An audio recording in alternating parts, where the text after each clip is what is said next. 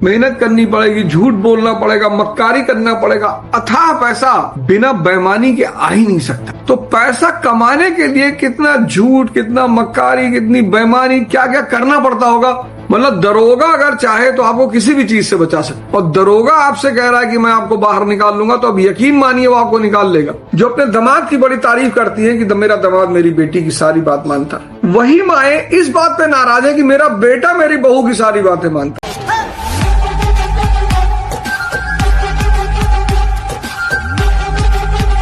अगर आप बहुत गौर से देखो, बहुत गौर से विश्लेषण करो, तो एक बात आपको स्पष्ट हो जाएगी, पर वो आपको विश्लेषण स्वयं करना पड़ेगा कि मन सारी समस्याओं का जड़ है बड़ी शानदार चीज, बड़ी ताकतवर चीज। अगर आपके पक्ष में आ जाए तो खुदा भले ना बनाए, लेकिन खुदा से कम भी नहीं बनाएगा मन।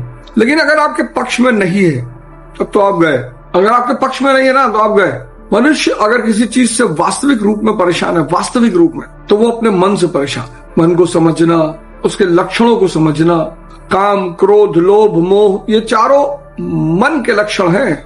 अगर आप मन पे जी रहे हैं तो ये चारों आपके अंदर विद्यमान रहेंगे। डिग्री फर्क रहेगी, किसी में कम रहेगी, किसी में ज्यादा रहेगी, पर रहेगा ये चारों ही। संस्कार जो खेल है, संस्कार कि भाई बच्चे में संस्कार डालो, ये संस्कार का खेल है, ये मन के स्तर का खेल है। इसलिए जितने समाज संस्कार डालने का प्रयास करते हैं वो समाज परेशान बहुत होते हैं, क्योंकि आप मन के स्तर पे तो संस्कार डाल दोगे फिर वो व्यक्ति पाखंडी हो जाएगा। इसलिए व्यक्ति के जीवन में जो असली परिवर्तन है वो संस्कार का नहीं है, संगत का, ध्यान का। जो मेन समस्या आज के जमाने में है वो ओवर थिंकिंग। ओवर थिंकिंग ने सारा जीवन बिगाड़ रखा है। कुछ काम नहीं हो रहा है, कोई काम हो ही नहीं रहा, आप कर ही नहीं पा रहे हो, आप सोच रहे हो बस ये कर ले, ये कर ले, ये कर ले, ऐसा कर ले, 5 घंटे पढ़ ले, कुछ नहीं हो रहा है। आपसे अच्छा इस बात को कोई नहीं जानता होगा कि कुछ नहीं हो रहा है, कुछ हो ही नहीं रहा है। आपका नींद गायब कर रखा है, आपको स्ट्रेस दे रखा है, एंजाइटी दे रखा है, डिप्रेशन दे रखा है, तमाम सारी बीमारियां पनपने लगी है आपके अंदर। मन बहुत ताकतवर चीज है, बहुत।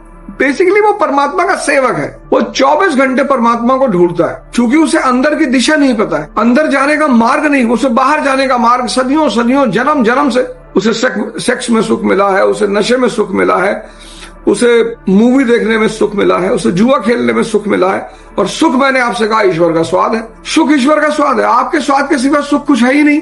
सुख से बड़ा भ्रम इस पूरे ब्रह्मांड में कोई नहीं है। वो बीबी राबिया वाली कहानी कि अपनी सुई बाहर ढूंढ रही थी, झोपड़ी के बाहर, लोग भी ढूंढ रहे थे उनके साथ। मई की दोपहर थी, इतना उजाला, इतना उजाला। 1 आध घंटे बाद उस भीड़ में से किसी ने पूछा कि माता जी सुई गिरी कहाँ थी? बोले बेटा गिरी तो झोपड़ी के अंदर थी। लोगों ने कहा हम पहले ही कह रहे थे बुढ़िया पागल है, इसके चक्कर में कहा है जो हम लोग अपना टाइम बर्बाद कर रहे हैं। बोली बेटा मैं पागल हूँ, मेरी सुई तो झोपड़ी के अंदर गिरी है, छोटी सी चीज है, मैं तो ढूंढ ही लूंगी। तुम्हारा आनंद भी तुम्हारे अंदर है, तुम कहाँ उसे बाहर ढूंढ रहे हो? उस कहानी को मैंने कई बार पढ़ा। और दरोगा जी आज से 60 साल 70 साल पहले, आज दरोगा जी की इतनी कीमत।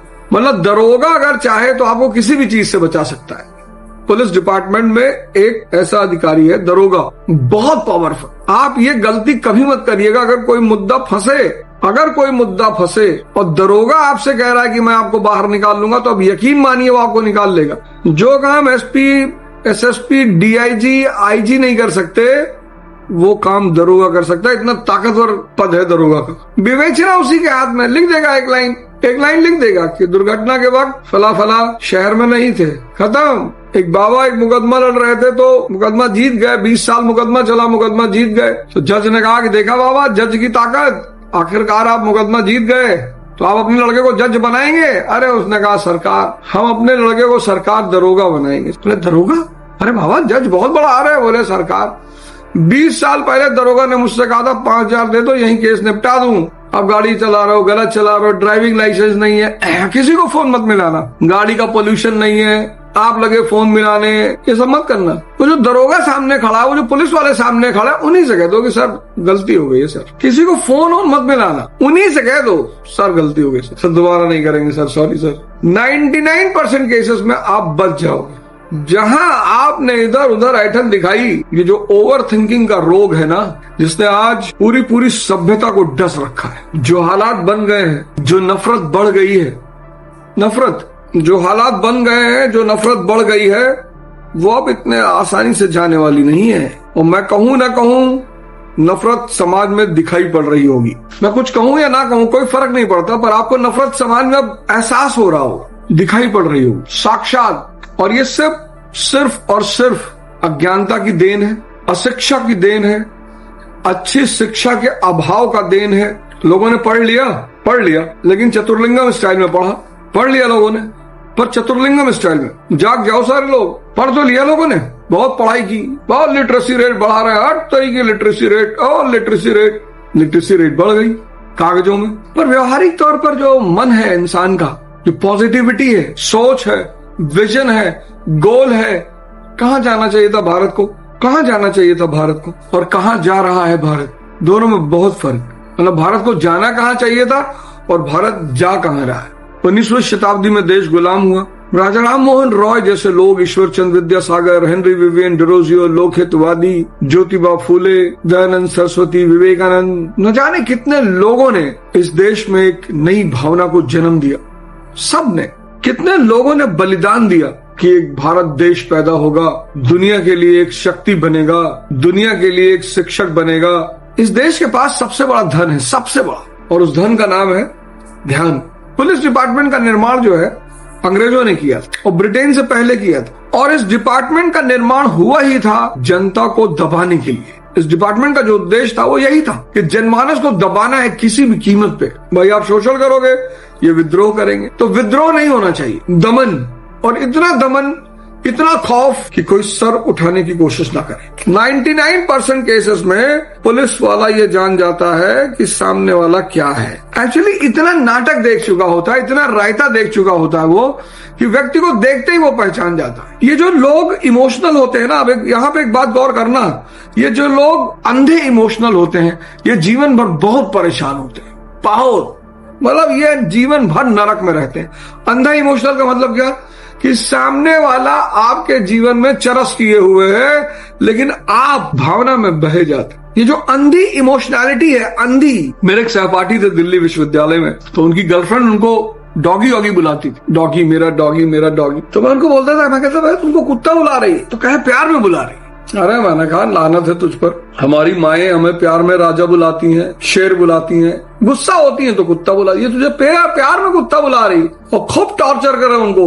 लेकिन भाई बार बार कहें कि अरे नहीं, तुम समझ नहीं पा रहे हो, वो दिल की बुरी नहीं है। ऐसा लात मार के गई कि भाई अगले 400 साल तक छटपटाएंगे। जो आदमी आपकी जिंदगी को नरक बना रहा है भगवान कृष्ण है।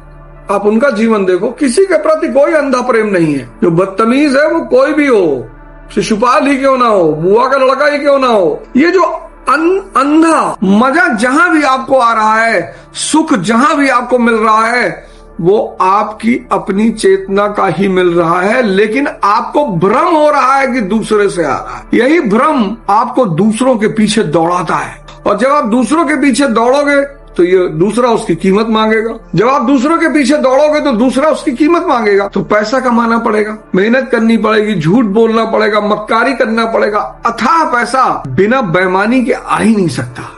माया का सर्वोत्तम रूप है पैसा। आप नौकरी कर सकते हो, जीवन में एक अच्छा जीवन जी सकते हो, एक अच्छी सैलरी पा सकते हो, लेकिन आप सोचो कि आप पूंजीपति हो जाओ, वो संभव नहीं है, वो संभव नहीं है। माया का सर्वोत्तम रूप है पैसा, धन नहीं। धन तो आत्मा का है, इसलिए जब आत्मा निकल जाती है तो उसको निधन कहते हैं। माया का सर्वोत्तम रूप है पैसा, और माया मतलब झूठ। तो पैसा कमाने के लिए कितना झूठ, कितना मक्कारी, कितनी बेईमानी, क्या क्या करना पड़ता होगा, इसका अंदाजा नहीं लगाया जा सकता। इसलिए जितने लोग पैसे वाले हैं, पैसा कमा रहे हैं, वो जल्दी अपना धन किसी को देना नहीं चाहते। क्यों? क्योंकि बहुत खतरा लेना पड़ता है। कभी कभी स्त्रियां जब अपने पति को अंधभाव में देखती हैं, उनको दिखाई पड़ता है कि ये तुम्हारे परिवार वाले तुमको मिटा रहे हैं, और ऐसा होता है, ऐसा नहीं कि नहीं होता। एक्चुअली दुनिया में सबसे गुनाह वाली चीज है प्रेम।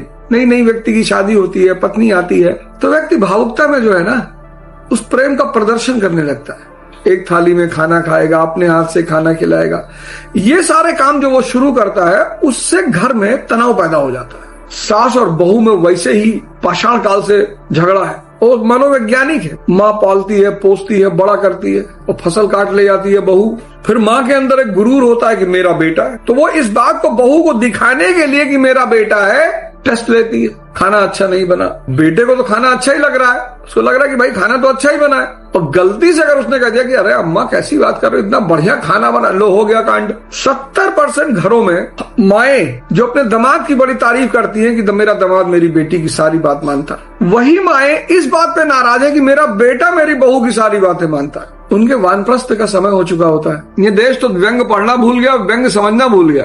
मैंने एक व्यंग किया, मैं चाइना चला जाऊं, और भाई साहब जो बवाल कटा, अरे अवध ओझा चाइना जा रहा है, अरे सबको छोड़ के जा रहा है, अरे सबको छोड़ के जा रहा है भैया, सबको मुसीबत में छोड़ के जा रहा है भैया, अवध ओझा चाइना जा रहा है। अरे बाप रे भगवान, क्या हो गया भाई, अवध ओझा चाइना जा रहा है, सबको छोड़ के जा रहा है। एक साहब है, वो तो ऐसा पोर्ट्रे कर दिए कि देख लीजिए आपके कोई काम नहीं आएगा। तो लड़िए ना, जागिए, आप अपने लिए लड़िए। ये जितने लोग आपके शुभचिंतक होने का दावा करते हैं, ये सब किसी को लूटने का एक सबसे अच्छा तरीका उसको भावुक करना। कोई किसी के लिए लड़ता, जब कृष्ण अर्जुन के लिए नहीं लड़े तो कोई और किसी के लिए क्या लड़ेगा। जब भगवान अपने भक्त के लिए नहीं लड़े, बोले देख मैं तेरा रथ चला सकता हूँ पर मैं तेरे लिए लड़ूंगा नहीं। ये जो मैं सुबह उठता हूँ, आपको ध्यान करवा रहा हूँ, योग करने के लिए कह रहा हूँ, क्यों कह रहा हूँ? क्योंकि आने वाला समय विषम होने जा रहा है, और विषम और खतरनाक। सिर्फ और सिर्फ एक चीज काम आएगी, आपकी मानसिक और शारीरिक ताकत। इतने शुगर के पेशेंट बढ़ जाएंगे भाई साहब, इतने शुगर और डायबिटीज के पेशेंट बढ़ जाएंगे। आप क्या समझ रहे हो? शुगर मीठा खाने से हो रहा है? नहीं, कॉर्टिसोल, ओवर थिंकिंग। ये ओवर थिंकिंग का परिणाम है शुगर।